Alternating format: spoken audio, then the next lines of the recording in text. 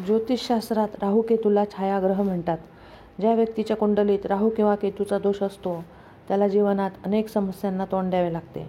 त्याचे जीवन अनेक प्रकारच्या संकटांनी वेढलेले असते. आयुष्यात एका समस्येतून सुटका होत नाही तर दुसरी समस्या येते.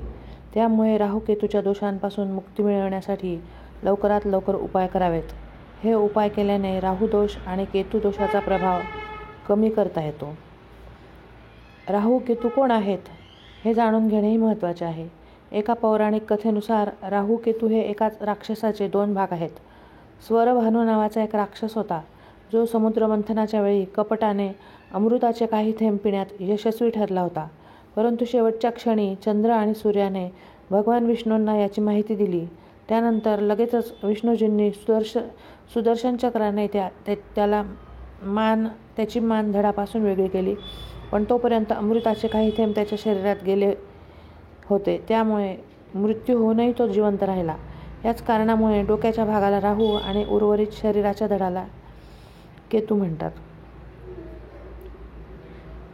कलियुगातील अतिशय प्रभावी ग्रह.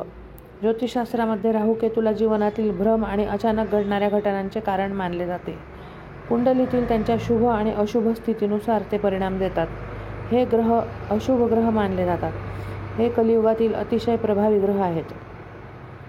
राहू केतूचा वाईट प्रभाव टाळण्यासाठी काही उपाय बघू.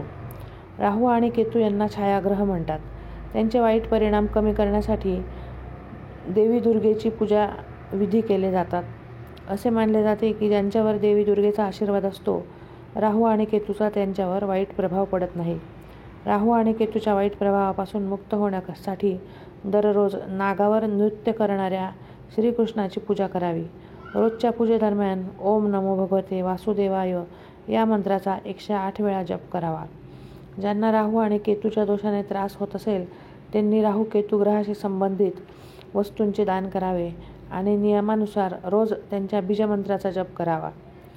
त्यांचे बीजमंत्र म्हणजे राहूचा बीजमंत्र ओम राहवे नमः आणि केतूचा ओम केतवे नमः. असे केल्याने त्यांचा प्रभाव कमी होतो असे मानले जाते. राहू केतूग्रस्त लोकांनी गरीब मुलीला लग्नात यथाशक्ती दान करा. शास्त्रात कपिला गाईचे दान करणे उत्तम मानले गेले आहे. असे मानले जाते की यामुळे राहू केतूचा वाईट प्रभाव कमी होऊ शकतो. ज्यांच्या कुंडलीत राहू दोष आहे त्यांनी हलके निळे कपडे वापरावेत. ज्यांच्या कुंडलीत केतू दोष आहे त्यांनी फिकट गुलाबी रंगाचे कपडे घालून दान करावे.